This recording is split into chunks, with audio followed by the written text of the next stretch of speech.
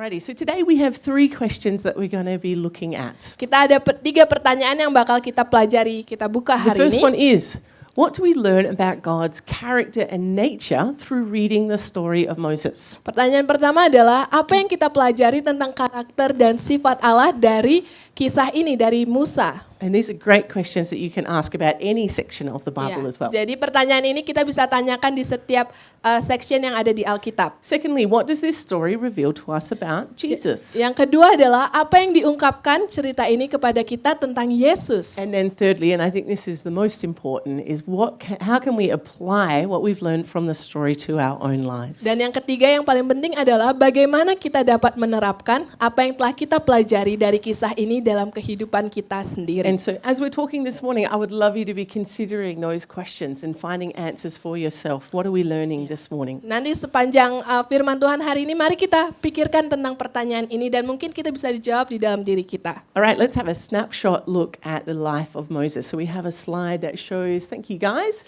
Mari So kita lihat Moses perjalanan lived Musa. for 120 years. Musa hidup selama 120 tahun. And we can split his life into kind of 3 segments. Kita bisa bagi kehidupan Musa di dalam 3 segmen. And can you notice there's a common number across the top there? Boleh kita lihat ada angka yang sering kita lihat. Let's say it out loud. What number is it? Angka apakah itu? 40 or 40 40. tahun.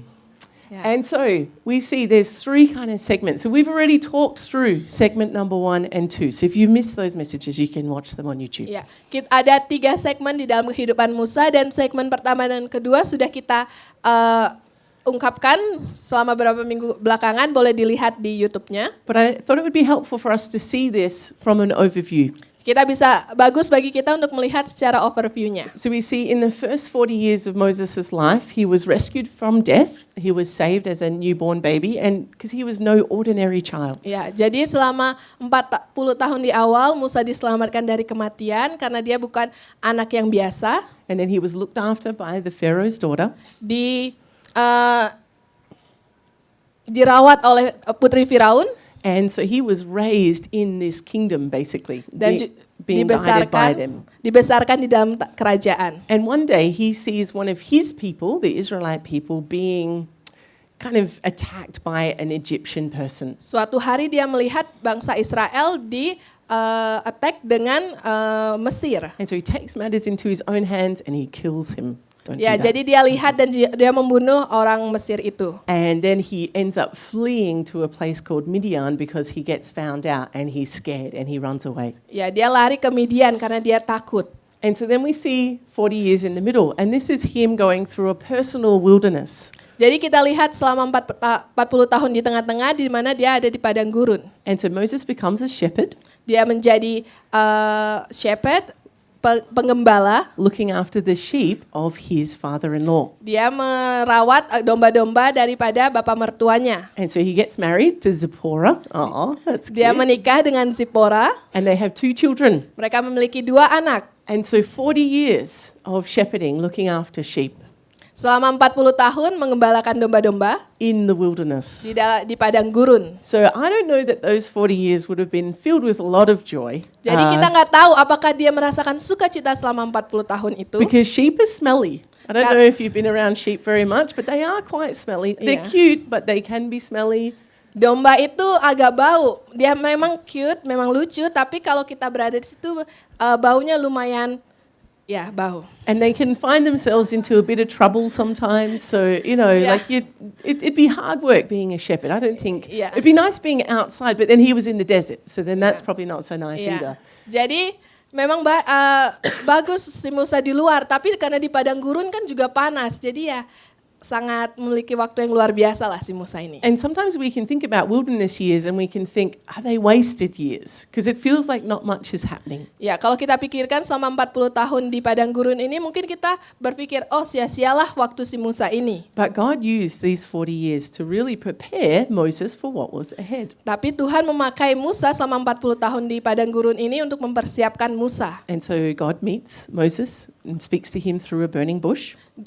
Tuhan bertemu dengan Musa di semak belukar yang berapi. And he gives them this call to be able to be the rescuer of the Israelite people. Dan Tuhan memberikan panggilan kepada Musa untuk menyelamatkan orang-orang Israel yang ada di Mesir. And now we move into the next 40 years. Kita akan berpindah kepada 40 tahun ke depannya. And actually, a lot of what happens in those first sections happens in the first 2 years of that 40-year time period. Jadi apa yang terjadi selama 40 tahun itu sebenarnya terjadi di 2 tahun di awal sebelum 40 tahun itu berlalu. We've got the 10 plagues that happen. Ada 10 tulah. And then the Pharaoh finally lets the Israelite people go. Akhirnya Firaun mempersilahkan bangsa Israel untuk keluar. And then they get stuck at the Red Sea, and then God mightily performs a miracle and makes a way through the sea. Tapi mereka tiba-tiba terhambat di Laut Merah. Teberau, akhirnya Tuhan membukakan jalan. And we could say that we can see God's protection over the Israelite people in this season. Kita bisa lihat kalau Tuhan memberikan proteksinya kepada bangsa Israel saat itu. And then not only does God protect them, but he also provides for them. Tapi bukan hanya proteksi aja yang Tuhan berikan, tapi juga diberikan pemenuhan. And so the people of God, they'd been walking for 3 days and they were without water. Jadi bangsa Israel jalan selama 3 hari tanpa air. Like if you're driving from here to Singaraja and you don't have a drink, like that's a long way on the bike. You're just so thirsty. You're like, just give me the water. Coba bayangkan kita dari sini ke Singaraja naik motor, tapi nggak ada minum sama sekali. And so they get to a point and they're like, well, there's water here, but it's bitter and we can't have this water. Ada di masa di mana, oh ada air di situ, tapi rasa airnya pahit. And so God instructs Moses to throw a stick into the water, and somehow, miraculously, supernaturally, it's a secret, then it turns into water that they can drink. Dan Tuhan memberitahukan kepada Musa untuk melemparkan tongkat ke air itu, dan dengan pekerjaan Tuhan, air itu menjadi manis. And so not only does God provide for them water, but he also provides food. Tapi Tuhan nggak hanya memenuhi dengan memberikan air saja, tapi juga dengan makanan. All right, let's have a little look at the account of what happened when they were wanting something to eat. Jadi coba kita lihat apa yang terjadi ketika mereka meminta makanan. So we're going to read Exodus chapter 16 verses 1 to 4. Kita bakal baca di Keluaran 16 ayat 1 sampai 4. So the whole Israelite community set out from Elim and came to the desert of Sin. Don't know if you want to hang out in the desert of Sin. I don't know if that's Las Vegas. I don't think that is. Maybe that's where they got the name from. They could have called Las Vegas. Anyway, that's fine. Which is between Elim and Sinai. On the 15th day of the second month after they had come out of Egypt. In the desert, the whole community grumbled. And we're going to see this word grumbled a few times mentioned in this passage. Against Moses and Aaron.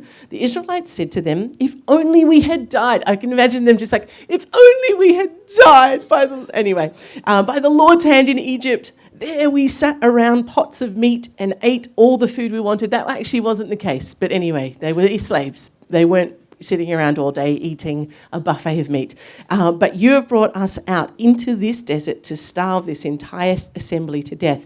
And then the Lord said to Moses, I will rain down bread from heaven for you. The people are to go out each day and gather enough for that day. In this way, I will test them and see whether they will follow my instructions. Keluaran 16 ayat 1 sampai 4. Setelah mereka berangkat dari Elim, tibalah segenap jemaah Israel di padang gurun Sin yang terletak di antara Elim dan Gunung Sinai. Pada hari yang ke-15 bulan yang kedua sejak mereka keluar dari tanah Mesir. Di padang gurun itu bersungut-sungutlah segenap jemaah Israel kepada Musa dan Harun dan berkata kepada mereka, kalau kami mati tadinya di tanah Mesir oleh tangan Tuhan ketika kami duduk menghadapi kuali berisi daging dan makan roti sampai kenyang. Sebab kamu membawa kami keluar ke padang gurun ini untuk membunuh seluruh jemaah ini dengan kelaparan. Lalu berfirmanlah Tuhan kepada Musa, sesungguhnya aku akan menurunkan dari langit hujan roti bagimu, maka bangsa itu akan keluar dan memungut tiap-tiap hari sebanyak yang perlu untuk sehari, supaya mereka kucoba apakah mereka hidup menurut hukumku atau tidak. Alright, so we see that the Israelite people, they're grumbling. Jadi kita lihat bangsa Israel bersungut-sungut. Any fellow grumblers? Don't put your hand up, up. Jangan angkat tangan kalau bersungut-sungut. You know, complaining it's a sneaky thing because it's easy to jump into a time of complaining, isn't it? Ya, mudah bagi kita untuk ada di tempat complaining. And so we see the people of God, God had delivered them out of slavery, and yet so quickly they'd forgotten and they were thinking about things that actually didn't happen. It's like they have memory loss or amnesia, like they actually weren't sitting around eating pots of meat before. Ya, jadi Tuhan udah bawa mereka keluar dari Mesir, tapi mereka setelah itu tiba-tiba mereka lupa kalau ternyata Tuhan sudah membantu mereka dan mereka terus bersungut-sungut. And I'm sure God was like, guys, like just a few days ago, I parted the Red Sea. I made something completely impossible possible. I can provide you with these things, like some water and some food. I'm sure he's just like, Padahal Tuhan yang bawa mereka keluar dari Mesir, Tuhan yang membelah Laut Merah saat itu, kok mereka masih nggak percaya kalau Tuhan bisa menyediakan makanan buat mereka. and so we can easily judge. Kita bisa dengan mudah menuduh dan judging. I find myself judging the Israelite people, like, oh, they're so faithless and so disobedient. I'd never do that. Kita mungkin bisa bilang, oh ya ampun mereka ini orang yang gak beriman. Kalau saya pasti gak seperti itu. And then I get into a financial situation and it's like, oh, this is so much better, it's not going to work. And it's like, well, do you remember like last week when I got you money that you needed? Terus tiba-tiba kita ada di kesulitan finansial. Terus aduh Tuhan bagaimana ini gak mungkin cukup untuk kedepannya. And so we see that actually God responds to the grumbling, which I was like, that's good. He could easily say, quit your grumbling, you're not going to get anything from me. Like he actually responds. Kita bisa lihat di Alkitab kalau Tuhan merespon orang-orang Israel yang bersungut-sungut. But he uses it as an opportunity to test and see will they be obedient to his instructions. Tapi Tuhan pakai itu supaya mengetes mereka apakah mereka mau taat dengan Tuhan. And so if you can feel you're in a season where you're just grumbling a bit, and I know we get into those seasons, it's good to just check and say, okay, Lord, is there something that I'm not listening to you? Like, are there instructions that you've given me that I'm actually not obeying? Like, do a little check. Because sometimes God's already spoken as to what he wanted you to do, but we can be so busy grumbling that we miss the way forward. Ya, jadi mungkin pada masa di mana kita bersungut-sungut, kita cek lagi sama dengan diri kita. Oh, apakah Tuhan sudah kasih tahu sebelumnya atau Tuhan sudah berbicara kepada kita, tapi karena kita bersungut-sungut kita nggak bisa dengar apa yang Tuhan katakan. And the amazing thing is when we respond in faith and belief that God can do the things he's asking us to do, that's when the miracles happen in our life. Jadi ketika kita meresponnya dengan iman, maka mujizat itu terjadi di dalam kehidupan kita. Like literally God sent quail in the evening, meat directly to them. They didn't have to go out and hunt for it. It just came to where they were. Tuhan memberikan burung puyuh kepada orang-orang Israel. Mereka nggak perlu berburu, tapi Tuhan menyediakannya. And he gave them the manna in the morning, all the bread that they could eat. Dan juga Tuhan berikan mana, roti di pagi hari. It talks about that bread tasting like coriander seed, which if you're not a coriander fan, I apologize, because I know there are some people that are like, coriander, ugh. Rasanya seperti daun ketumbar. But it tasted like wafers with honey, and that sounds Jadi quite rasanya kayak nice. wafer dengan madu. Yep, I know Enak, manis. Lynn, one of our church members, really dislikes, and my mum as well, I found out, doesn't like coriander. Yeah. So it's like for some people it tastes like really Yeah. bad. Anyway, so it's wafers with like honey, so Ya, that sounds jadi better. wafer dengan madu. And so God provides for them supernaturally the food that they need. Tuhan menyediakan dengan supernatural apa yang mereka perlukan. And so I just want us to think, if we're in that season, we have an area in our life where we're kind of complaining to God about it. Mungkin ada di masa di waktu hidup kita complaining sama Tuhan, kita bersungut-sungut sama Tuhan. Firstly, stop complaining. Yang pertama adalah berhenti untuk and then go to komplain. God and say, okay, Lord, what is your instruction to me to move through this season? Terus kita datang kepada Tuhan, Tuhan apa instruksimu supaya saya bisa berjalan ke And depannya. as we obey and listen, we're going to see miracles take place. Ketika kita taat dan mendengarkan, maka kita bakal lihat mujizat akan terjadi. And they were supernatural, and they didn't even have to work for them. They weren't even going off hunting. Like it's like send the men out in the early hours of the morning, and for 3 hours they must go and hunt these wilderness animals and then bring them and prepare them. It's like God just sent them. Ya, jadi Tuhan yang mengirimkan. Mereka nggak perlu berburu, mereka nggak perlu memasak, tapi Tuhan sudah berikan burung itu dan juga berikan roti itu. And so less work, less effort. I'm like, yes, please, Yeah. I want those Ya, miracles. For sedikit sure. bekerja juga sedikit berusaha buat mereka. Alrighty, so we see God God provides for them during this time. Kita lihat Tuhan menyediakan bagi mereka di waktu ini. And then also in this time, God gives to Moses the 10 Commandments. Dan di waktu ini juga Tuhan memberikan Musa 10 perintah.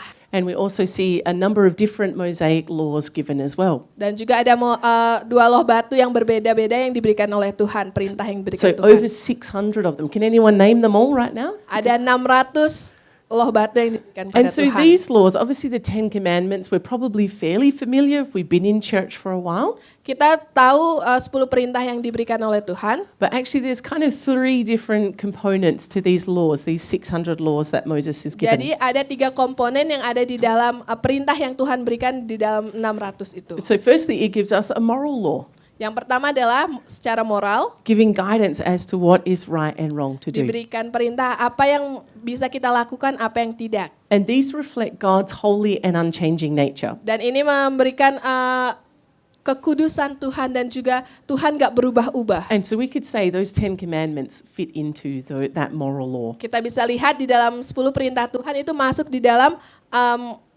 moral itu. Then there were civil laws, so laws that tell us how to live from day to day. Jadi ada perintah secara sivil di mana kita harus hidup bagaimana kita hidup secara setiap harinya. And so we have civil laws that look, sometimes we try and obey. They're there, but sometimes we, like wearing a seatbelt.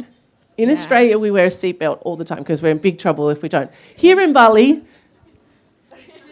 Ya, kita ada aturan sehari-harinya yang perlu dari pemerintah yang perlu kita ikuti dan setiap harinya biasanya kita ikuti. okay, so there's civil laws that we have, and just as we have laws that we follow in our place that we live, the Israelite people had laws as well. Sama seperti kalau kita di sini ada peraturan daerah, sama saat itu juga di Musa dan bangsa Israel ada peraturannya saat itu. And so you think about it, sometimes we can think, 600 laws, that sounds really boring and like so many boundaries, they can't do anything. But this is 2 million people all existing together. There's got to be some clear guidelines of what is right and wrong, otherwise chaos is going to unfold. Jadi kita berpikir ada 600 perintah yang harus diikuti. Aduh, membosankan, banyak banget peraturannya, kita nggak bisa lakuin apa-apa. Tapi pada saat itu ada 2 juta orang yang ada di situ yang perlu diberikan peraturan supaya mereka bisa tetap taat.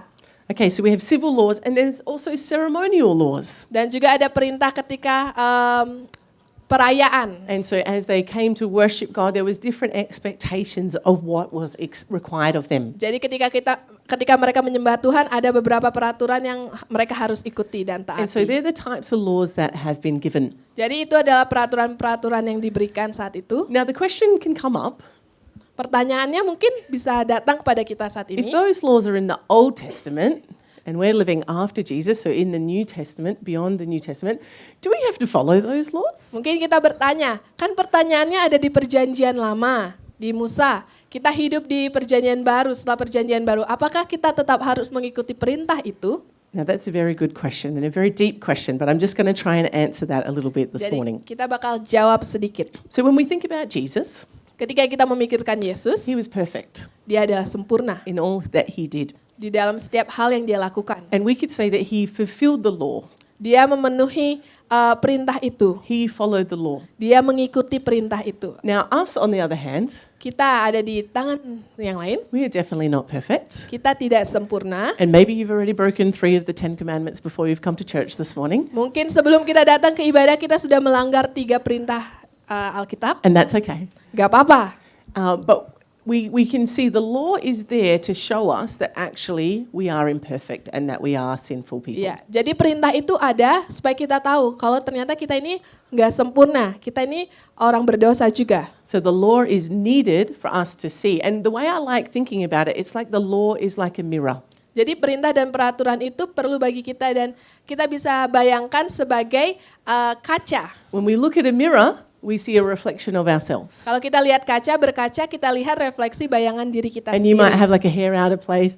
Fix Mungkin that. rambutnya berantakan. And so the law shows us those areas in our life where we may be sinful or falling short. Jadi aturan itu yang menunjukkan bagaimana kehidupan kita. Mungkin kita ada salah di sini atau di situ. But the mirror can't change our appearance, can it? Ya, jadi kaca itu nggak bisa mengubahkan penampilan kita. That would be awesome if you could just like stand in front of the mirror, press a button, and then Luar biasa kalau misalnya kita berkaca, ada tombolnya. Oh, dia yang langsung ngubahin yang I'm surprised. merapikan kita. You know, they don't have a filter mirror because I don't care if anyone else sees me in a certain way. If I just look at myself in the mirror with the filter, like on Instagram, and then I go, "Wow, you look great today, Rach," and then walk around with confidence, even though I don't look like that. Anyway, I just Ya, Pastor Rachel bertanya, kenapa nggak ada filter di kaca? Kan kelihatannya bagus. could be that. So the mirror just shows us our imperfections, right? Ya, jadi kaca ini yang menunjukkan ketidaksempurnaan kita. But the mirror can't change our appearance. Tapi kaca ini nggak bisa mengubahkan diri kita. And the law is the same. Sama dengan perintah dan aturan itu. It reflects back to us that actually we are a sinful people, Ini merefleksi lagi kepada kita. Ternyata kita ini orang berdosa. that we make mistakes Kita berbuat salah. and we fall short of God's standard. Kita kadang melanggar aturan Tuhan. But we have good news Tapi kita punya kabar baik. because Jesus fulfilled the law. Karena Tuhan yang sudah memenuhi perintah itu, sudah menjalankannya. And in the Old Testament way, this law, the ceremonies, they required people to give sacrifices. Kalau kita lihat di dalam peraturan perayaan di Perjanjian Lama, ketika mereka datang kepada Tuhan, mereka harus memberikan korban bakaran. And it would have been pretty gruesome, like there would be blood all over the place and animals cut up and stuff. Yeah. I'm so glad we don't do that now. Ya, jadi ada korban persembahan di bawah domba atau binatang ada di situ. And so that had to be done regularly to be able to cover people's sins. Ya, jadi itu harus dilakukan terus-menerus supaya menebus kesalahan, dosa-dosa orang-orang saat itu. But Jesus has come to die once and for all the sins of mankind, so we don't have to do those things anymore. Tapi Tuhan telah datang dan berkorban di kayu salib bagi kita, darahnya tercurah buat kita untuk menghapuskan setiap dosa kita. All we need to do is to put our faith and trust in Him and choose to follow Jesus. Yang perlu kita lakukan adalah kita berserah dan taruh iman kita kepada Dia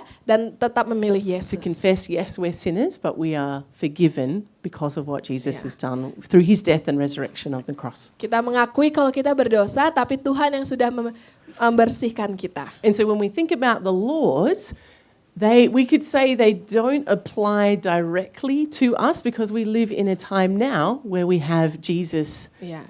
in the midst of our faith. Mungkin ketika kita lihat perintah dan peraturan itu, kok rasanya nggak masuk di dalam kehidupan kita saat ini. And that Jesus has actually given us the greatest commandment. Tuhan memberikan kita amanat agung. And so when we think about, should I follow these laws anymore? Mungkin kita berpikir, apakah kita tetap harus mengikuti peraturan-peraturan ini? The greatest commandment is the filter, the thing that we look at.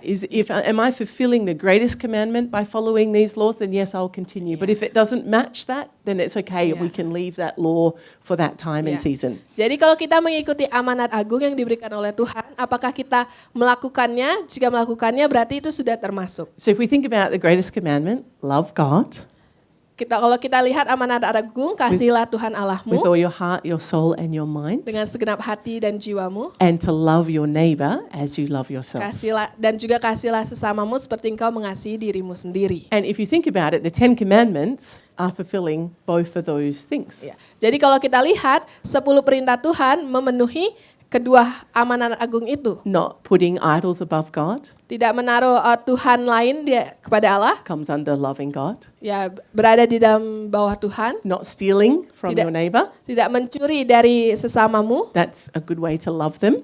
Jadi itu adalah salah satu untuk mengasihi sesama kita. And so when you think about it, and you might read some of these laws for yourself in your own devotion time, the way that we can look at, does this apply to me now? Or does it fit in that commandment that Jesus has given us to love God and to love our neighbor? Ketika kita membaca Alkitab kita selama seminggu ke depan dan baca amanat agung itu, apakah ini bisa kita ikuti saat ini atau tidak? All right, does that make sense? Mengerti? Oh God, if you've got any questions, come and see Yeah. me afterwards. Nanti kalau ada pertanyaan boleh datang kepada Pastor Rachel. All right, so we see that God gives guidance to them, Tuhan memberikan arahan kepada bangsa Israel and then He takes them to the promised land, to the edge of the promised land. dan Tuhan hampir membawa mereka kepada tanah perjanjian. And God had a place for them. Instead of them wandering around, that He had a place specifically that they could call home. Jadi supaya mereka nggak cuma jalan-jalan kemana-mana, Tuhan sudah berikan tempat buat mereka supaya mereka bisa manggil tempat itu sebagai rumah mereka. Now, this land was already occupied by other people. Tapi saat itu tanah itu sudah diambil oleh orang lain. And so part of the process was for them to be able to go into the land and take over that land. Jadi prosesnya mereka harus masuk kepada tanah itu dan juga memiliki tanah itu. And so we see that actually they get to a point where Moses is going to send out 12 spies to go and see the land. Jadi di mana nanti Musa memerintahkan 12 mata-mata untuk datang ke tanah perjanjian And let's itu. have a little read of that right now in Numbers 13. Di Bilangan, kita bakal baca di Bilangan 13. Verse 1 to 3, the Lord said to Moses, send some men to explore the land of Canaan, which I'm giving to the Israelites. For each ancestral tribe send one of its leaders. So at the Lord's command, Moses sent them out from the desert of Paran. All of them were leaders of the Israelites. Jadi di Bilangan 13 ayat 1-3, Tuhan berfirman kepada Musa, suruhlah beberapa orang mengintai tanah Kanaan yang akan kuberikan kepada orang Israel. Dari setiap suku nenek moyang mereka, haruslah kau suruh seorang semuanya pemimpin-pemimpin di antara mereka. Lalu Musa menyuruh mereka dari padang gurun Paran sesuai dengan titah Tuhan. Semua orang itu adalah kepala-kepala di antara orang Israel. And so verse 17, when Moses sent them to explore Canaan, he said, go up through the Negev and on into the hill country. See what the land is like and whether the people who live there are strong or weak, few or many. What kind of land do they live in? Is it good or bad? What kind of towns do they live in? Are they unwalled or fortified? Do they have molasses beach or do they have volcanoes? How is the soil? Is it fertile or poor? Are there trees on it or not? Do your best to bring back some of the fruit of the land. It was the season for the first ripe grapes. Di ayat 17, maka Musa menyuruh mereka untuk mengintai tanah Kanaan. Katanya kepada mereka, pergilah dari sini ke tanah Negeb dan naiklah ke pegunungan dan amat-amatilah bagaimana keadaan negeri itu. Apakah bangsa yang mendiaminya kuat atau lemah? Apakah mereka sedikit atau banyak? Dan bagaimana negeri yang didiaminya? Apakah baik atau buruk? Bagaimana kota-kota yang didiaminya? Apakah mereka diam di tempat-tempat yang terbuka atau di tempat-tempat yang berkubu? Dan bagaimana tanah itu, apakah gemuk atau kurus, apakah ada di sana pohon-pohonan atau tidak. Tabahkanlah hatimu dan bawalah sedikit dari hasil negeri itu. Waktu itu ialah musim hulu hasil anggur. And so the spies went out. Jadi para pengintai datang pergi keluar. And they, in verse 23, it describes that they reached the valley of Eshcol and they cut off a branch bearing a single cluster of grapes, and two of them carried it on a pole between them. So we're not talking about a small, grapes aren't super common here in Indonesia. We're not talking about a little box, like two people had to carry it. So this is a lot of grapes. So there was a cluster that they carried between them along with some pomegranates and figs. Ya, jadi di ayat 23 dikatakan ketika mereka sampai ke lembah Eskol, dipotong merekalah di sana suatu cabang dengan setandan buah anggurnya. Lalu berdualah mereka menggandarnya. Juga mereka membawa beberapa buah, delima dan buah ara. Jadi anggurnya besar, bukan anggur yang kecil-kecil yang kayak kita lihat sekarang. Mereka harus bawa anggur itu 2 orang. And so at the end of 40 days, they returned back to the Israelite people. Jadi selama 40 hari ketika mereka sudah mengintai, mereka kembali ke bangsa Israel. So have you noticed this number 40? It's come up a few times, hasn't it, in this story? Kita lihat angka 40 ini terus muncul ke sepanjang cerita ini. It's actually a number that comes up often in the Bible. Jadi angka 40 ini sering kita lihat di Alkitab. We could think about that Jesus was in the wilderness for 40 days. Kita bisa lihat Tuhan Yesus berada di padang gurun selama 40 hari. And so when we think about the number 40, it's often connected to a time of testing and a time of trials. Kita bisa lihat juga selama 40 hari mungkin ada masa di mana testing, cobaan dan juga pencobaan. And so these spies were kind of like in this mini testing time. How would they respond with what they received from that land? Ya, jadi pengintai ini juga berada di masa pencobaan. Bagaimana mereka bisa tetap teguh di dalam itu. And so the spies, they come back and they give their report to Moses and the people. Akhirnya para pengintai kembali kepada Musa dan mereka memberikan laporan itu kepada Musa. They showed them the giant bunch of grapes. Hey guys, check this out. Look how big these grapes are. Mereka kasih tahu. I wonder if they were like really big grapes. Or if it's Kayak- just lots of little normal sized ones but like a big bunch. Yeah. Who knows? They could have been really big like an apple. Ya. See, have you thought about these things? The Bible is not boring. Ya, jadi kita lihat mereka laporin, Musa lihat ini anggurnya besar sekali. And so we see here in chapter 14, verse 27, they gave Moses this account. We went into the land to which you sent us, and it does flow with milk and honey. Here is the fruit. But, and that little word there, the people who live there are powerful, and the cities are fortified and very large. We even saw descendants of Anak there. Jadi dikatakan di ayat 28, 28, ya. 27. Mereka menceritakan kepadanya, kami sudah masuk ke negeri kemana kau suruh kami, dan memang negeri itu berlimpah-limpah susu dan madunya. Dan inilah hasilnya. Hanya bangsa yang diam di negeri itu kuat-kuat dan kota-kotanya berkubu dan sangat besar. Juga keturunan Enak telah kami lihat di sana. And so then Caleb, one of the spies, says these words in verse 30. Then Caleb silenced the people before Moses and said, we should go up and take possession of the land, for we certainly can do it. Di ayat 30 dikatakan, kemudian Kaleb mencoba menenteramkan hati bangsa itu di hadapan Musa. Katanya, tidak, kita akan maju dan menduduki negeri itu, sebab kita pasti akan mengalahkannya. And then verse 31, but the men who had gone with him said, we can't attack these people, they are stronger than we are. And they spread among the Israelites a bad report about the land that they had explored. They said, this land we explored devours those living in it. All the people we saw there are of a great size. Jadi di ayat 31, tetapi orang-orang yang pergi ke sana bersama-sama dengan dia berkata, kita tidak dapat maju menyerang bangsa itu karena mereka lebih kuat daripada kita.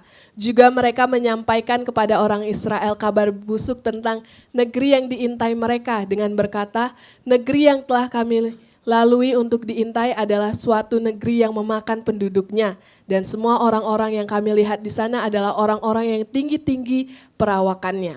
Juga kami lihat di sana orang-orang raksasa, orang Enak yang berasal dari orang-orang raksasa. Dan kami lihat diri kami seperti belalang, dan demikian juga mereka terhadap kami. So we see out of the 12 spies, 10 of them were like, no, don't do it, this is crazy, we're all going to die. Jadi kalau kita lihat dari 12 pengintai, 10 dari mereka bilang, jangan, kita nggak bisa ke sana, kita bakal mati kalau ke sana. And 2, Joshua and Caleb, they said, no, we can go, we can take possession of that land. Tapi 2 dari pengintai itu, Joshua dan Kaleb bilang, kita bisa datang ke sana dan mengambil tanah itu. One group gave a bad report. Satu grup kasih laporan yang nggak bagus, And one gave a good report. satu grup yang lain kasih laporan yang bagus. But the bad report, it won out. And those words spread across all of the Israelite people. Dan laporan yang nggak bagus itu terdengarlah kepada bangsa Israel yang lain. And actually they said, well, Moses, we want to go back to Egypt. Which is like crazy to think. Like, you want to go back to slavery?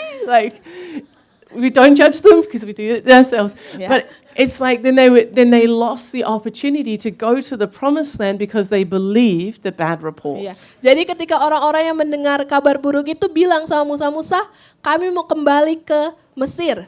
Jadi orang-orang yang mendengar itu nggak percaya kalau ada tanda perjanjian buat mereka. And again, it's crazy because you're like, well, God parted the Red Sea. God provided the manna and the quail. Like, he is moving powerfully. He could like get those giants and just like flick them off. Like, you know, like he's got the power to defeat them.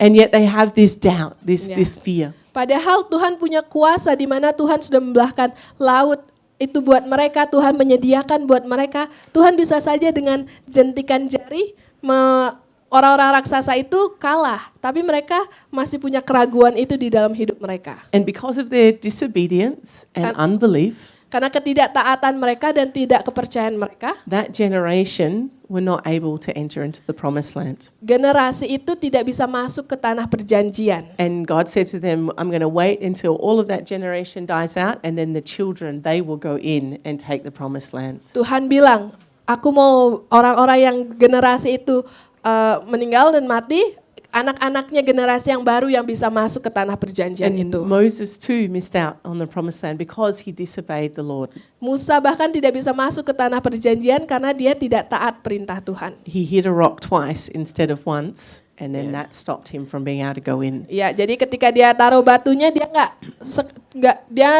memukulnya 2 kali, bukan sekali. Which I don't know about you, that makes me a bit stressed. Like, God, have I hit the rock twice? Like, Iya. Mungkin kita kayak, Tuhan, ternyata aku memukul batunya 2 kali. But I think it's good, and obviously we're living in a time the other side of Jesus, there's a lot of grace.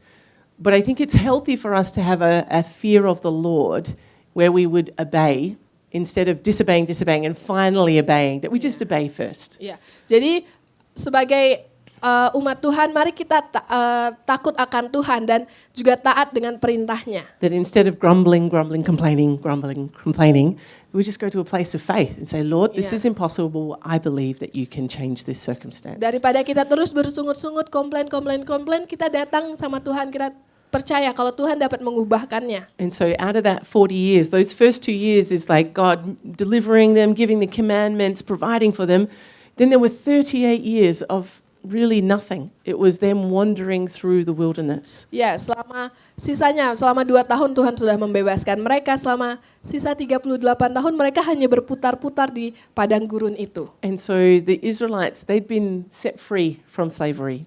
Bangsa Israel sudah dibebaskan dari perbudakan. So in the physical, they were set free. Secara fisikal mereka sudah dibebaskan. But actually emotionally, spiritually, their mindset was still that of a slave. Tetapi secara emosional, secara pikiran mereka, hati mereka masih tetap di dalam perbudakan itu. And we can see it in their language. It's better that we go back. They kept saying, let's go back to Egypt. Like, don't go back to Egypt. It's like the worst. But they just see it in their mind. Oh, it's got to be better than this hard thing right now. Mereka terus berpikir di dalam pikiran mereka, lebih baik kita kembali ke Mesir, balik lagi ke Mesir. And I want us to use this story as an example as we apply it to our own life. Mari kita jadikan cerita ini sebagai contoh buat hidup kita. That instead of walking in disobedience and unbelief, that we would choose to trust and obey. Daripada kita berjalan di dalam ketidakpercayaan dan juga ketidaktaatan, mari kita berjalan di dalam iman dan juga taat dengan Tuhan. And so all of us at different seasons and times will go through a wilderness time. God has a plan and purpose in the wilderness. Mungkin di dalam kehidupan kita ada waktunya di mana kita berjalan di padang gurun itu. Tapi ingat, Tuhan punya rencana bagi kita di saat itu. There's a shaping that happens. You think about Moses. He was 40 years in the wilderness before he led the people of God for 40 years in the wilderness. Ada pembentukan di dalam padang gurun itu. Kalau kita lihat Musa, sebelum dia memimpin bangsa Israel selama 40 tahun ke tanah Kanaan, dia harus Tuhan harus membuat dia merasakan 40 tahun buat dirinya sendiri. Being a shepherd on his own in the wilderness for 40 years prepared him to be the type of leader that could lead 2 million people plus through the wilderness. Menjadi gembala di padang gurun selama 40 tahun itu membantu dia untuk bisa memimpin bangsa itu. And many times we see Moses pleaded on behalf of the Israelites. Many times God was like, I'm just going to wipe them out. I'm sick of them. I'm tired of them. Jadi bahkan kadang Musa bilang, harusnya Tuhan memusnahkan mereka saja. And yet Moses often got on his face and was like, Lord, have your mercy, show your favor, your blessing on your people. Bahkan kadang Musa bilang, Tuhan, biarlah kasih karuniamu, engkau memaafkan bangsa ini. And because Moses had a heart that had been shaped by the Lord in the wilderness season, and he knew what they were facing going through the wilderness. Hati Musa sudah dibentuk selama 40 tahun itu untuk bangsa ini.